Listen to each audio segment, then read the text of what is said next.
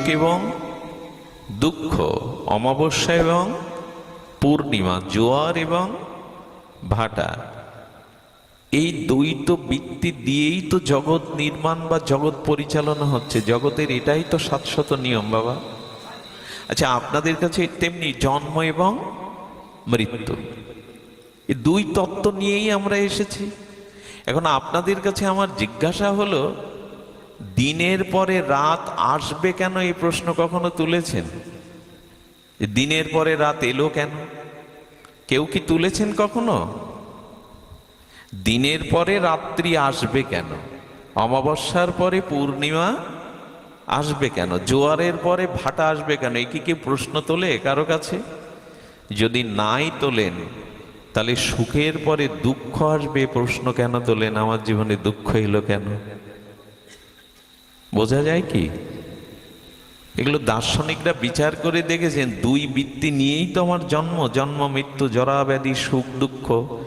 তো দিনের পরে রাত আসলে তুমি প্রশ্ন তোলো না, রাত কেন এলে, রাত কেন আসবে, রাত আসে কেন? অমাবস্যার পরে পূর্ণিমা আসবে, এটাতে তুমি প্রশ্ন তোলো না। তাহলে কেন সুখের পরে তোমার জীবনে দুঃখ, সুস্থতার পরে অসুস্থতা আসবে, এতে প্রশ্ন তোলো তুমি? গোবিন্দ বললেন, এই জায়গাটায় প্রদীপ জ্বালাও, সন্তোষের প্রদীপ। আমি রাতটাকে যেভাবে নিয়েছি, দিনটাকেও সেভাবে নেব। আমি সুখটাকে যেভাবে নিয়েছি, দুঃখটাকেও, এটা তোমার দেওয়া। এটাই জগতের শাশ্বত চিরন্তন নিয়ম। এই জন্য জ্ঞানী ব্যক্তি কখনো কারো মৃত্যুতে প্রশ্ন তোলেন না। গীতাকার ভগবান বলেছেন, অর্জুন, যারা আত্মজ্ঞানী তারা কারো জীবিত বা মৃত কারো জন্য শোক করে। কেন বললেন গোবিন্দ? কারণ যিনি তত্ত্বজ্ঞানী, আত্মজ্ঞানী, যার দার্শনিক চিন্তা ভজনের দ্বারা উপলব্ধি হয়েছে, তিনি জানেন যেদিন জন্মেছিলাম সেই দিন মৃত্যুর তারিখটা নির্ধারণ করা। জন্ম যদি আছে তবে মৃত্যুটাও। এই জন্য উনি শোক করেন না।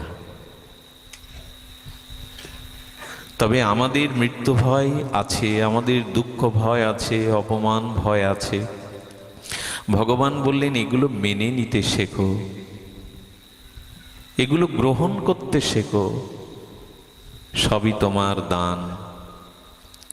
বরঞ্চ শুদ্ধ ভক্তরা ভগবানের কাছে বারবার বিপদ চেয়েছে। শুদ্ধ ভক্তের প্রার্থনায় উঠে এসেছে বারবার বিপদকে, সংকটকে। আমি আপনাদের একটা মূল্যবান কথা একটু শোনাবার আগ্রহ প্রকাশ করছি। খুব সুখে থাকলে না, খুব ভালো থাকলে, সুখে থাকলে মন ভজনের দিকে যেতে চায় না, ভোগের দিকেই চলে যায়। খুব দুঃখময়, ব্যাধিময়, সংকটময় পরিস্থিতি মানুষের জীবনে এলে ভোগের দিকে তার দৃষ্টি জোর করেও যায় না। এই জন্য ভক্তরা চায়, যে অবস্থায় রাখলে আমি তোমার কথা স্মরণ করতে পারি, তুমি সেই অবস্থা আমার জীবনে দাও। যদি বিপদ বিপত্তি দিয়ে তোমার দিকেই মনটা যায়, তাই দাও, সেটাই আমার কাছে আশীর্বাদ। অন্তত একটু বিরল দৃষ্টান্ত কুন্তী দেবী। মাতা কুন্তী হস্তিনাপুর থেকে শ্রীকৃষ্ণ যেদিন বিদায় নেবেন, পঞ্চপাণ্ডবরা রাজত্ব ফিরে পেয়েছে, কুরুক্ষেত্রের জয়ী হয়েছে তারা, সুখের দিন, আর রাজমুকুট যুধিষ্ঠিরের মস্তকে। সেই মুহূর্তে গোবিন্দের বিদায়ক্ষণে কুন্তী দেবীকে প্রণাম করছেন, পিসিমা, জীবনে কখনো তুমি আমার কাছে কিছু চাওনি, একটা বর চাও, একটা কিছু চাও। কুন্তী দেবী বন্দনা করেছিলেন। কুন্তী স্তুতি বড় বড় মর্ম স্তুতি। আমি জানি কৃষ্ণ, তুমি আমাকে পিসিমা বলে সম্বন্ধ করে ডাকছো। তুমি পাণ্ডবদের রথের সারথি হয়েছ, সারা রাত পাণ্ডবদের শিবিরে তুমি রাত্রে পাহারাদার হয়ে পাহারা দিয়েছ। তুমি পাণ্ডবদের দুতিয়ালি সন্ধি করবার জন্য পাণ্ডবদের চিঠির প্রস্তাব নিয়ে দুর্যোধনের কাছে গেছো সাধারণ পিয়নের মতো। কিন্তু আমি জানি তুমি বিশ্ববিধাতা, তুমি অখিল ব্রহ্মাণ্ড কুল মালিক, তুমি সৃষ্টি স্থিতি প্রলয় কর্তা। শুধু পাণ্ডবদের প্রতি স্নেহবশত তুমি তাদের বন্ধুর মতো, সখার মতো, সারথীর মতো তুমি তাদের সাথে ব্যবহার করেছি, কিন্তু আমি জানি তুমি বিশ্ববিধাতা, তুমি অনন্ত বিশ্ব ব্রহ্মাণ্ডের কুলনায়ক, মহাসারথী। তোমার কাছে চাইবো তবে এই বর দাও, তুমি যদি কিছু দিতে চাও তবে এই বর দাও, তুমি এই মুহূর্তে আমার ছেলেদের রাজত্ব থেকে নামিয়ে বনের ভিখারি করে দাও। আমার পঞ্চপুত্রকে তুমি বনের ভিখারি করে দাও, ওরা ভিক্ষা করে যেন খায়। আমাকে ওদের দুঃখী মা করে ওদের সাথে দাও।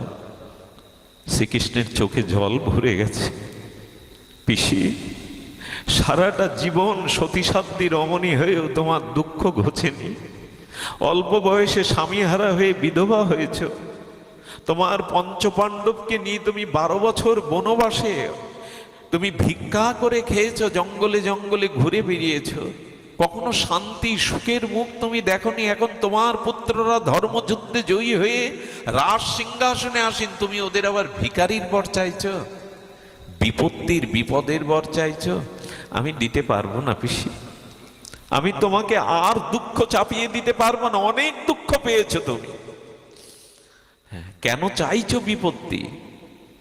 বলেন, যে দুঃখ এলে তোমাকে পাশে পাওয়া যায় সেই দুঃখই আমার কাছে সুখ।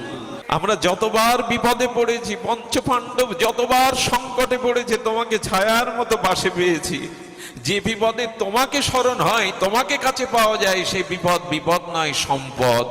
আর যে সম্পদ, যে সুখ পেলে তোমাকে হারাতে হয়, সেটা বিপদ।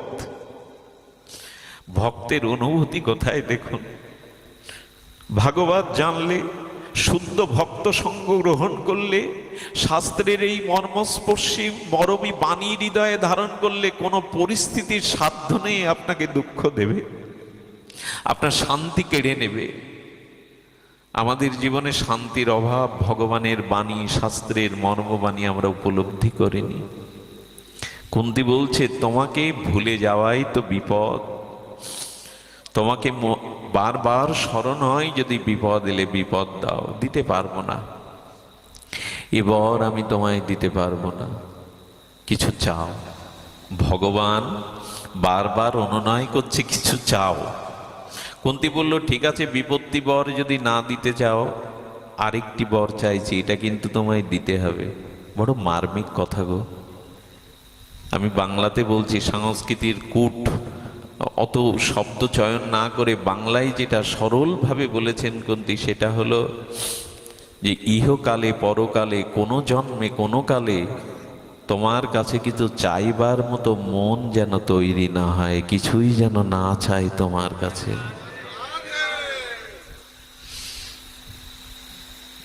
ভগবানের কাছে চাইতে কি হয়? জন্মাবার আগে মায়ের বুকে কি অমৃত দুগ্ধ যিনি দিয়েছেন, তিনি তো পরিবর্তন হননি। তিনি বরঞ্চ ভালোই জানেন আমার জীবনে কি প্রয়োজন। এই জন্য তার উপরে ভারটা দিয়ে দিন, তুমি যা বোঝো ভালো, আমার জীবনে তাই দাও। আমি বুঝি না, আমি চাইতেও জানি না, আমার স্বল্পতা আছে, অজ্ঞানী আমি। তাই তুমি যা বোঝো ভালো, আমার জীবনে তাই দাও। আমি তোমার কাছে কিন্তু চাওয়া পাওয়ার দাবি রাখবো না। আচ্ছা, এই জগতে কারোর সাথে আপনার সম্বন্ধ যদি হয়, আর যদি জেনে যান এই সম্বন্ধের পেছনে তার কিছু চাওয়া পাওয়া আমার কাছে স্বার্থ আছে, মনটা তার প্রতি শ্রদ্ধালু হবে? এই জগতে যদি কারোর সাথে সম্বন্ধ হয়, আর কেউ যদি জানতে পারে এই সম্বন্ধের পেছনে তার কিছু স্বার্থ জড়িত আছে, মনটা তার প্রতি নির্মল হয়, তো ভগবানের কাছে যাবে হৃদয় খুলে, প্রভু কোনো কিছু চাওয়ার বাসনাও যেন কখনো হৃদয়ে না জাগে। আমি যাতে তোমার চরণ ধরে ভজনে থাকতে পারি, তুমি তাই আমায় দাও। দেখুন, আমরা বুঝি না, আমাদের অতদূর তত্ত্বে আমরা অধিষ্ঠিত হয়নি। দ্রৌপদী, খুব ভালো ঘটনা মনে পড়লো, বনবাসে দ্রৌপদী খুদ সিদ্ধ করে কলার পাতাতে পঞ্চপাণ্ডবকে খেতে দিচ্ছে, পাঞ্চালী। তো খুদ সিদ্ধ করে যুধিষ্ঠির, অর্জুন, ভীম এদের পাতে, কুন্তির পাতে যখন দিচ্ছে, তখন দ্রৌপদী ঝরঝর করে কাঁদছে আর তার ভিতরে একটা ক্ষোভ জন্মাচ্ছে। যুধিষ্ঠির মহারাজকে প্রশ্ন করছেন, মহারাজ একটা প্রশ্নের উত্তর দিবেন?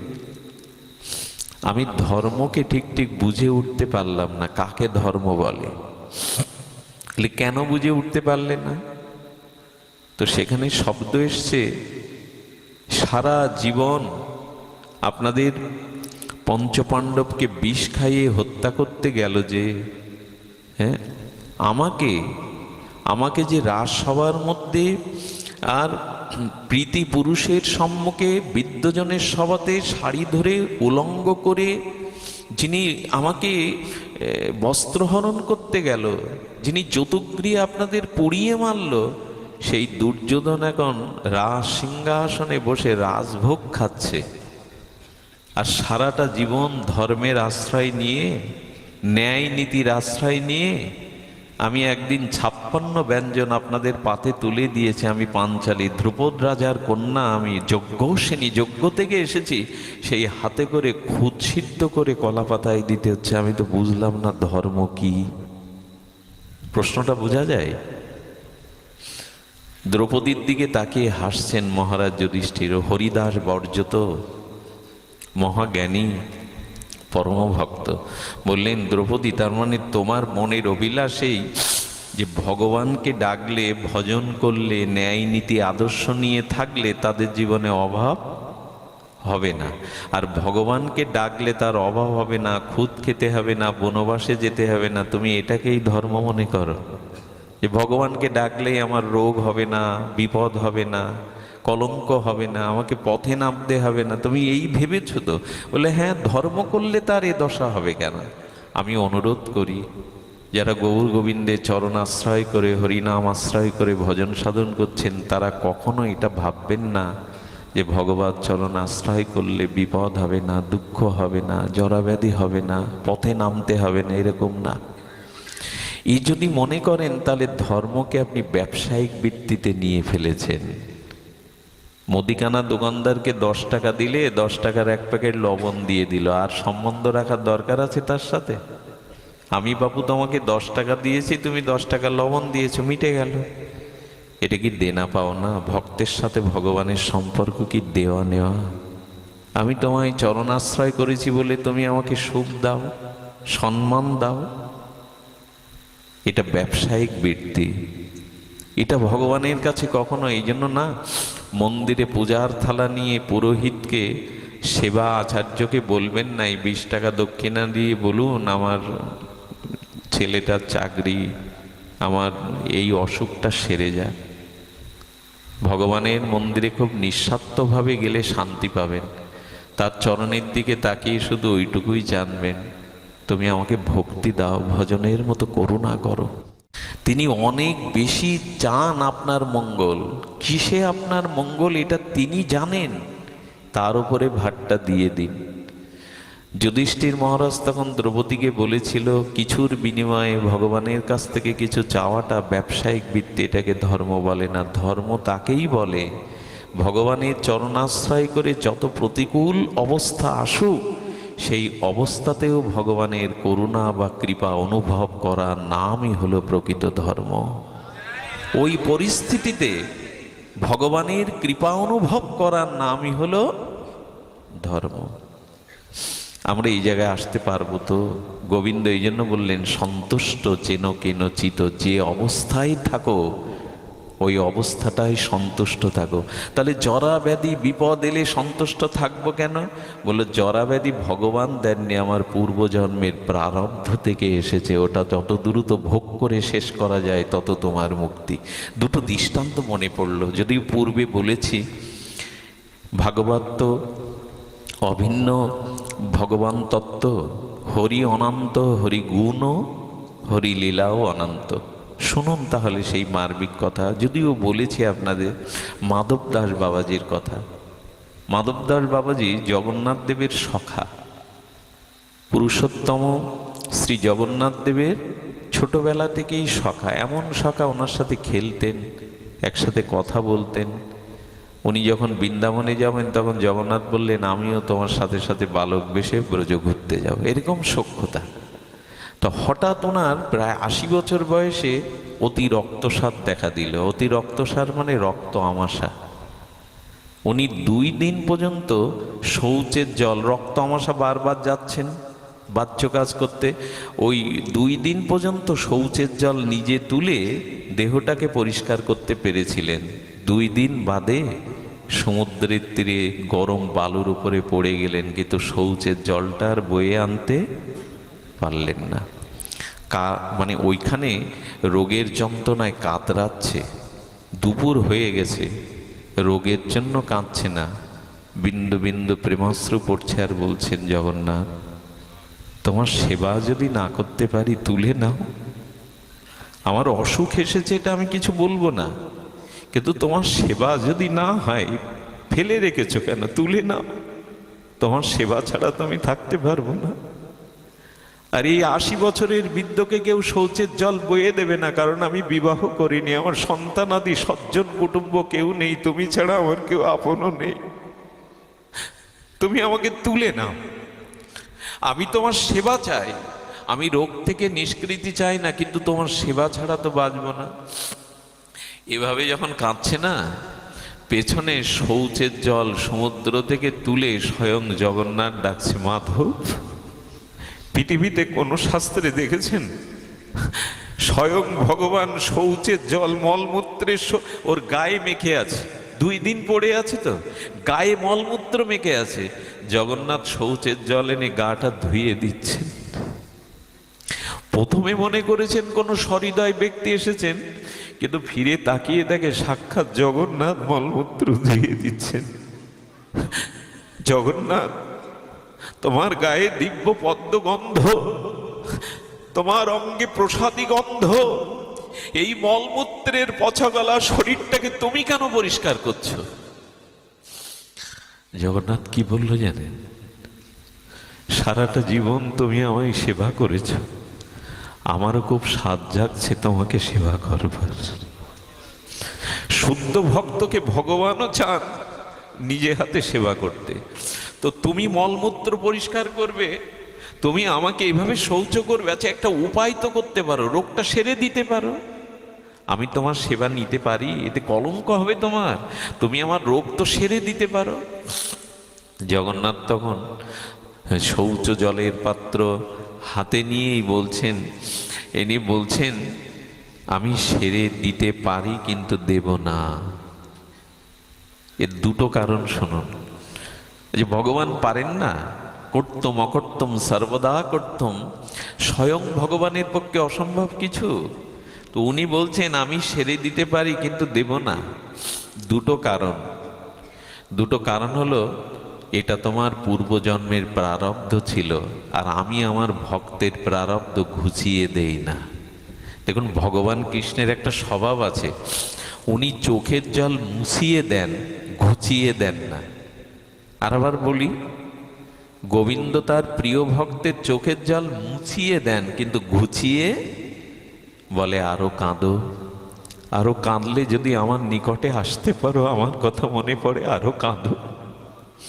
আমি তোমার কান্না ঘুচিয়ে দেব না, তবে তোমার ব্যথার ব্যথী হয়ে আমি তোমার চোখের জল মুছিয়ে দেব, কাছে এসে কিন্তু ঘুচাবো না। কাঁদো, আরো কৃষ্ণ বলে কাঁদো।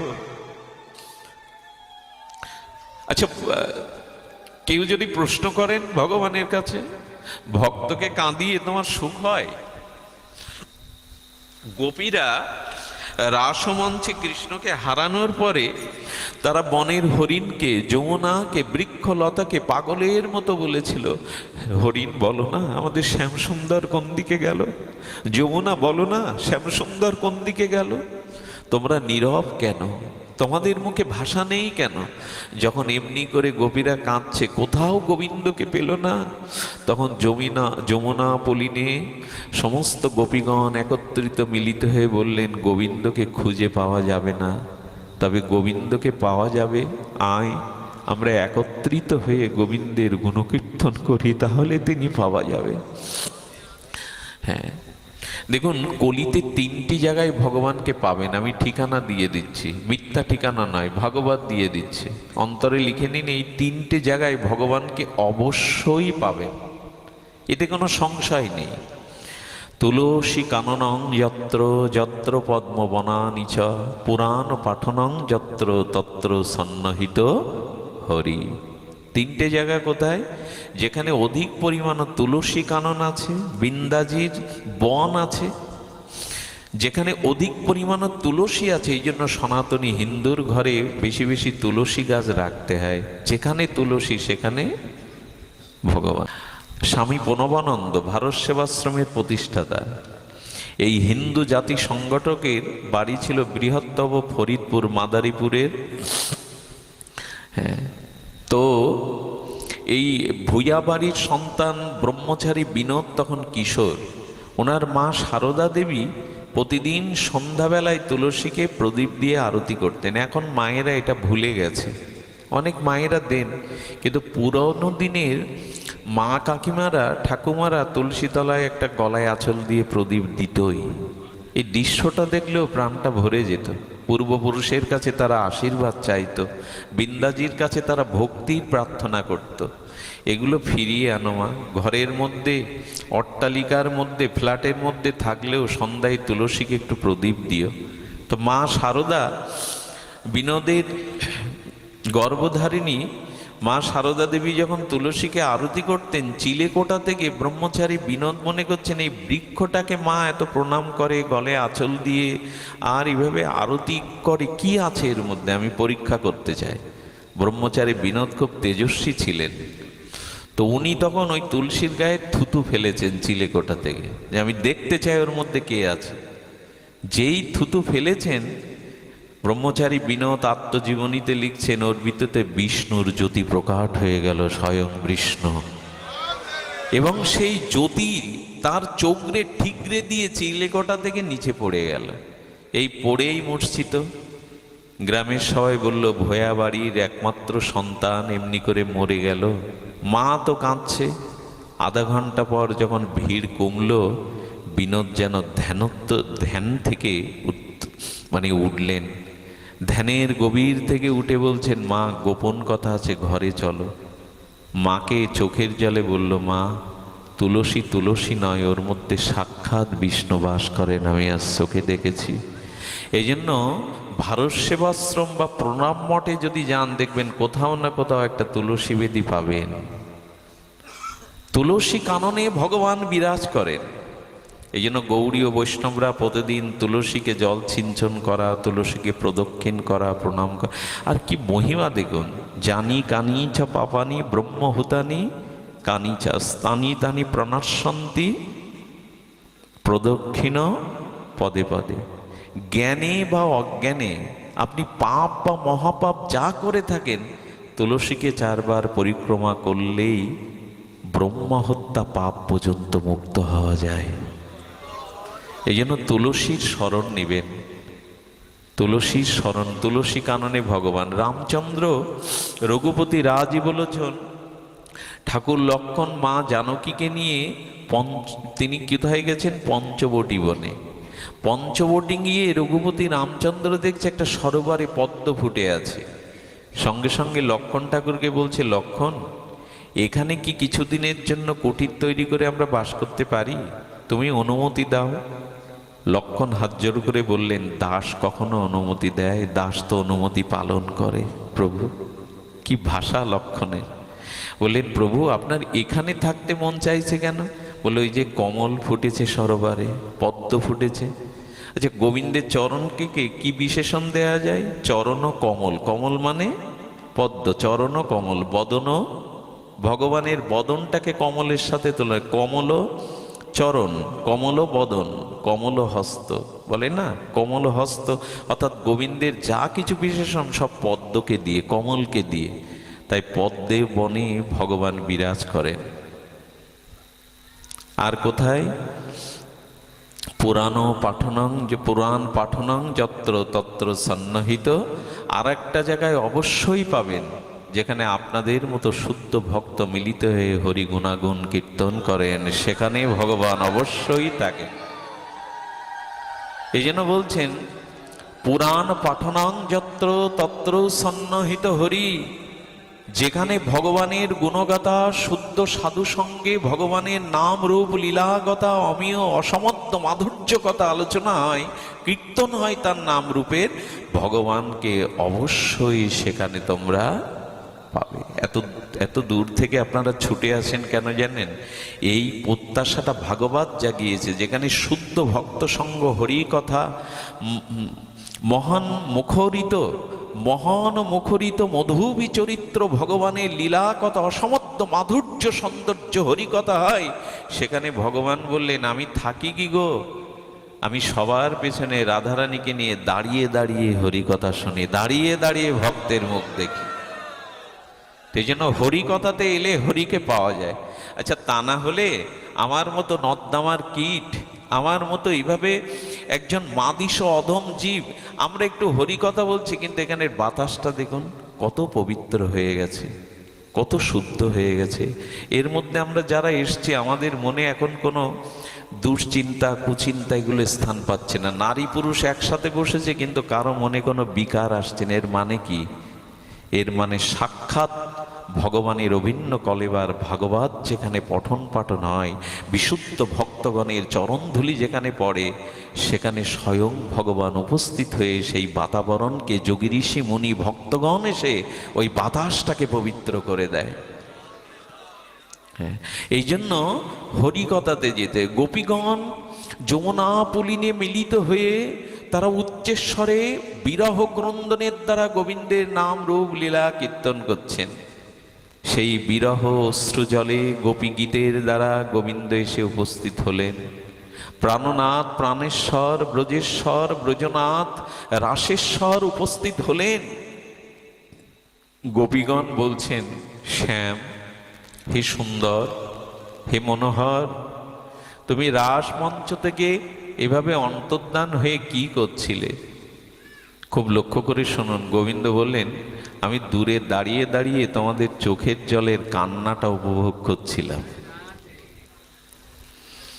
আচ্ছা, এই জগতে আপনার কান্না দেখে কেউ যদি উপভোগ করে, সুখ পায়, আপনি তাকে কি বলবেন? নিষ্ঠুর না দরদি?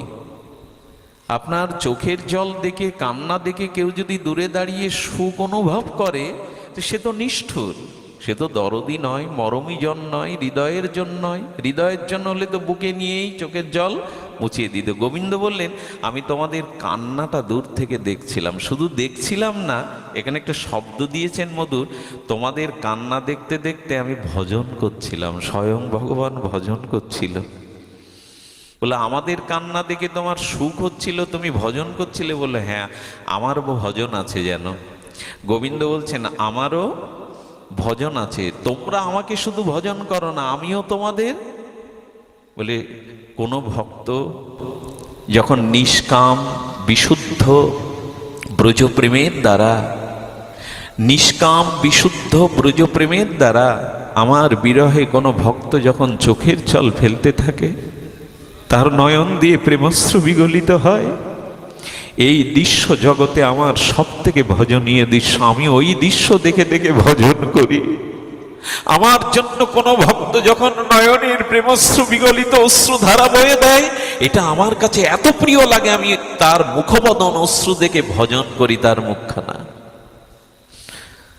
ভগবান ভজন করেন কোনো ভক্তের যখন বিরহে প্রেমশ্রু বইতে থাকে, তোমায় তো পেলাম না প্রভু, তোমায় তো ভজন করতে পারলাম না, জগতে এসেছিলাম, তোমাকে ভজন করা হলো না, তোমাকে সেবা করা হলো না, তোমাকে আনন্দ দিতে পারলাম না, সেবার সুখ দিতে পারলাম না।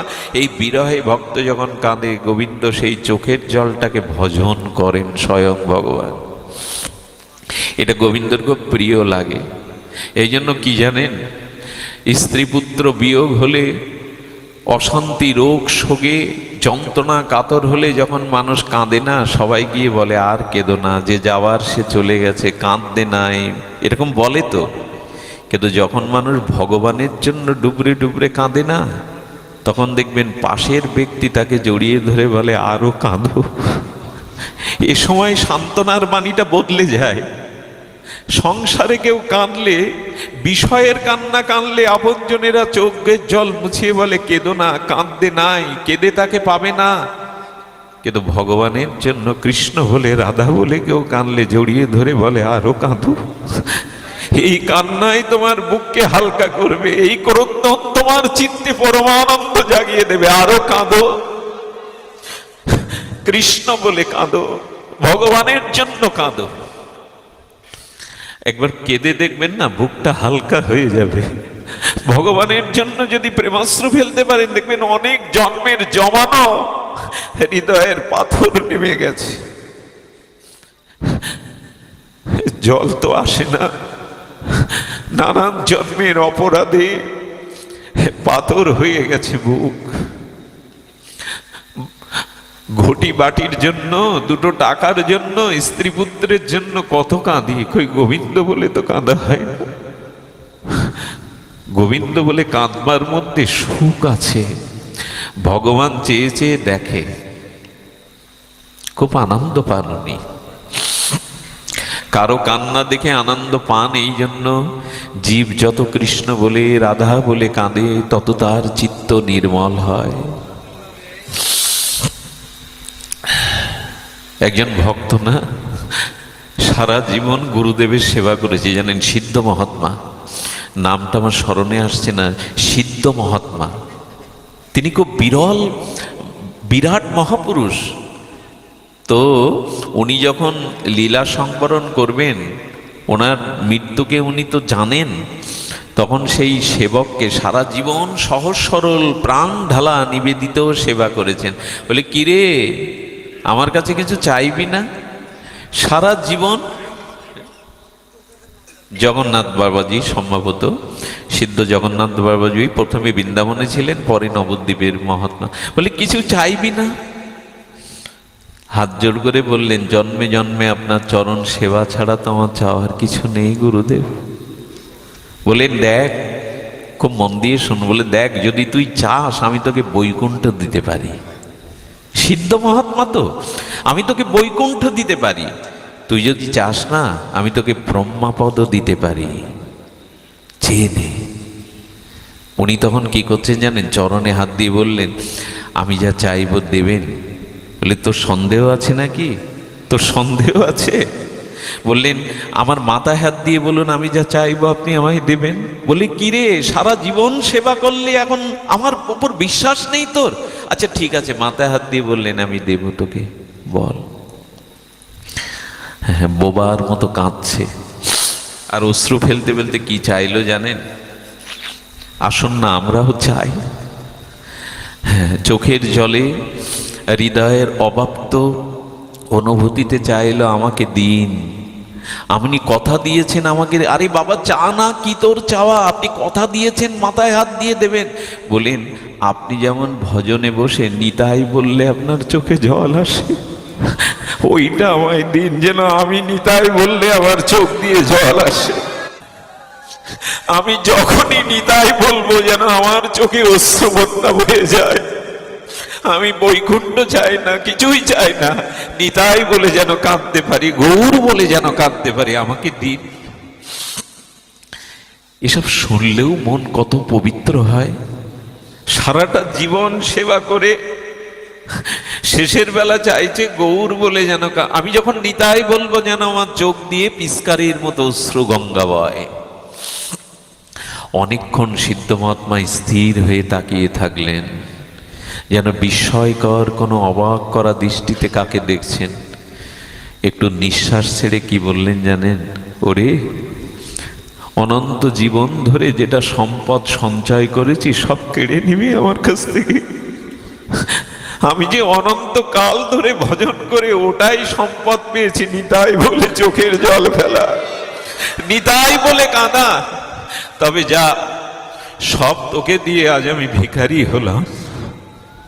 এরপর থেকে মা, ও যখনই আসনে বসে নিতাই বলতো, পিস্কারের ন্যায় চোখ দিয়ে প্রেমাশ্রু পড়ত। নিতাই বলে কাঁদা হলো না, সংসারের জন্য কাঁদলাম, এই সংসার জগতের জন্য কাঁদলাম, নিতাই বলে কাঁদা হলো না। দিনন্তে যে নিতাই বলে একবার, আমি হই তার সে হয় আমার। কবে নিতাই বলে কাঁদবো, কবে গৌর বলে কাঁদবো। ব্রজের মহাত্মাদের এটাই অনুভূতি। তো ভগবান তার প্রিয় ভক্ত মাধবদাস বাবাজিকে বললেন, আমি তোমার প্রারব্ধ সেরে দেব না। এর দুটো কারণ। একটা কারণ হলো, এই অবস্থা না পড়লে আমি তোমাকে সেবার সুযোগ পেতাম না মাধব। আমারও সেবা করতে খুব ইচ্ছা করে ভক্তকে।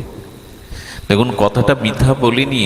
বাল্যবেলার বন্ধু সুদামা যেদিন দ্বারকায় গেল না, শ্রীকৃষ্ণ সুদামাকে আসনে বসিয়ে নিজে চরণ জল করে দিয়েছিলেন। নিজে সেই চরণ জল নিজে পান করলেন। রুক্মিণী সত্যভামা পট্ট মহিষীগণকে বললেন, তোমরা পান করো। আর কি বললেন জানেন? রুক্মিণী সত্যভামাকে ডেকে বললেন, আমার সখা সুদামা যতদিন এই গৃহে থাকবে তোমাদের মুখে যেন হাসি না ফোরায়, হাসি না ফোরায়। ভগবানও সেবা করতে ভালোবাসেন ভক্তকে। আচ্ছা, মাধবদাস বাবাজি বললেন, প্রারব্ধ কেন ঘুচাবে না? এই যে কথা বলবার জন্য এত কথা অবতারণা। কেন প্রারব্ধ ঘুচাবে না? তুমি আমার মলমূত্র ধুয়ে দেবে, তুমি ভগবান হয়েও আমাকে শৌচক্রিয়া করে দেবে, অথচ আমার রোগ সারবে না, তোমার সামর্থ্য আছে কেন? বললেন, মাধব, আমি প্রারব্ধকে কারো ঘুচিয়ে দেই না। কারণ প্রারব্ধটা কর্মের দ্বারা ক্ষয় হলে তুমি দ্রুত আমার চরণে আসতে পারবে। প্রারব্ধ যতদিন ততদিন আমার কাছে আসতে পারবে না। কথাটা আপনাদের হৃদয়ে দিতে পারলাম না। যতদিন আমার প্রারব্ধ ভোগ শেষ না হবে ততদিন আমি গোবিন্দ চরণে ওইটুকুর জন্য আমাকে আবার আসতে হবে, ওইটুকুর জন্য বারবার জন্মাতে হবে। গোবিন্দ বললেন, আমার ভক্তকেই আমি দূরে রাখতে চাই। আমি চাই আমার ভক্ত আমার কাছেই থাকুক। ওই প্রারব্ধটাই হলো বাধা। ওই প্রারব্ধটা তাড়াতাড়ি কর্মের দ্বারা ভোগের দ্বারা ভুগিয়ে নিয়ে তুমি আমার কাছে এসো। এর পরেও কি বলবো, কেন প্রারব্ধে ভোগাচ্ছ গোবিন্দ? ভক্ত কি বলে জানেন? তুমি যদি বোঝো ভালো, ঢালো আরো দুঃখ ঢালো। রবীন্দ্রনাথ ঠাকুর কি বলেছেন জানেন? যখন থাকে অচেতনে চিত্ত আমার। আহা, বিশ্বকবি মরমী কবির কি অনুভূতি! যখন থাকে অচেতনে চিত্ত আমার, আঘাত সে যে পরশ তব সেই তো পুরস্কার। আঘাত দাও, আঘাত দিয়ে দিয়ে তোমার করে নাও। একটা নীল হাতুড়ি দিয়ে একটা পাথরকে কতবার আঘাত করলে তবে পাথরটা মূর্তি তৈরি হয়? একটা শিল্পী, ভাস্কর্য শিল্পী হাতে হাতুড়ি নীল নিয়ে কতটা আঘাত করলে পাথরটা মূর্তি হয়? তেমনি আমাকে আঘাত দিয়ে দিয়ে তোমার করে নাও, গড়ে নাও, আঘাত দিয়ে দিয়ে গড়ে নাও। স্বর্ণকাররা যখন অলংকার ডিজাইন করে দেখবেন কতটা আঘাত করে করে একটা সোনা অলংকার করে। তেমনি তুমিও তেমনি করে আমাকে আঘাত দিয়ে দিয়ে গড়ে নাও। এই জন্য জগতে যে পরিস্থিতি আসুক, আমি আমার পিতা ঠাকুরের কাছে, মায়ের কাছে শিখেছি কিন্তু গ্রহণ করতে পারিনি। অতি প্রতিকূল অবস্থাতে ভগবানের কোনো বিধানে ভেঙে না পড়া, সব কিছুই তার আশীর্বাদ, করুণা মনে বানাও। ঘটনা আরেকটি মনে পড়ল, ঘটনার বড় মার্মিক ঘটনা। ভগবানকে কখনো কোনো বিষয়ে দোষারোপ করা, কেন রোগ দাও, এত ডাকি তো বিপদ কেন, এত তোমার স্মরণ নেই তো অভাব যায় না কেন, এ কথাগুলো কখনো প্রশ্ন ভগবানের কাছে তোলা যাবে না। একটা দৃষ্টান্ত দেই, কুরুক্ষেত্রের যুদ্ধে প্রায় সমাপ্তির পথে। কুরুক্ষেত্রের যুদ্ধে কৌরবদের পক্ষে বেঁচে আছে দুর্যোধন, কিন্তু দুর্যোধনের উরুভঙ্গ করে দিয়েছে ভীম। রক্তের স্রোত বইছে, সন্ধ্যার অন্ধকারে মৃত্যু যন্ত্রণায় কাতরাচ্ছে দুর্যোধন। আর কৃপাবর্ম, অশ্বত্থামা বেঁচে আছে, এরা দুজন মরেনি। অশ্বত্থামা এসে দুর্যোধনকে বলছেন, তোমার পরাজয়ের কারণ তুমি, তোমার পরাজয়ের কারণ তুমি। যুদ্ধে যদি সেনাপতি যথার্থ নির্ণয় না করা যায় তাহলে যুদ্ধে জয় করা যায় না। তুমি যাকে সেনাপতি করেছিলে ভীষ্ম পিতামহ, সে দেহে তোমার দলে ছিল, মনে মনে ছিল পাণ্ডবদের দলে। বোঝা যায়? সে দেহে ছিল তোমার পক্ষে, কিন্তু মনে মনে ছিল পাণ্ডবদের। তো সেনাপতি যদি পক্ষপাত দুষ্ট হয়, তো তোমার যুদ্ধে পরাজয় তো হবেই দুর্যোধন। কি বলতে চাইছো? দেখুন, মানুষের ওই যে বললাম একটা সীমা দিতে হবে চাওয়া পাওয়া। অশ্বত্থামা বলছে, তুমি আমাকে যদি সেনাপতি করতে, তাহলে এই যুদ্ধে তুমি জয়ী হতে। এখন শুনে রাখো, সব তো শেষ, এখনো যদি তুমি আমাকে সেনাপতি করতে পারো, আমি পঞ্চপাণ্ডবের মস্তক কেটে তোমাকে ভেট দেব, উপহার দেব। মানুষের পদ প্রতিষ্ঠার আশা কতখানি থাকতে পারে? যুদ্ধ শেষ, দুর্যোধন শেষ প্রদীপ নিভে যাচ্ছে, রক্তের স্রোত বইছে, চারিদিকে বিধবার অশ্রু, চারিদিকে চিতা জ্বলছে, লাশ পড়ে আছে, শৃগাল কুকুর লাশগুলো ছিঁড়ে খাচ্ছে, এর মধ্যেও বলছে আমাকে যদি সেনাপতি এখনো করো। মানুষের আশা যায়, ভোগ বাসনা যায়, পদ প্রতিষ্ঠার ঝোঁক যায় না। হ্যাঁ, তখন বলছেন কি করবে? বলো, পঞ্চপাণ্ডবের মস্তক ছেদ করে তোমাকে ভেট উপহার দেব, আমাকে সেনাপতি করো। সঙ্গে সঙ্গে নিজের গায়ে রক্ত দিয়ে তিলক করে বললেন, এই মুহূর্তে তুমি কৌরবদের সেনাপতি। উনি বললেন, আমি আগামীকাল পঞ্চপাণ্ডবকে তাদের মস্তক ছেদন করে তোমাকে উপহার দেবই, কথা দিলাম মিত্র। ভগবানের গা কেঁপে উঠেছে কৃষ্ণের। বুঝতে পেরেছেন অশ্বত্থামা হলো ব্রহ্মাস্ত্র প্রয়োগ করতে সক্ষম, এবং ও অমর।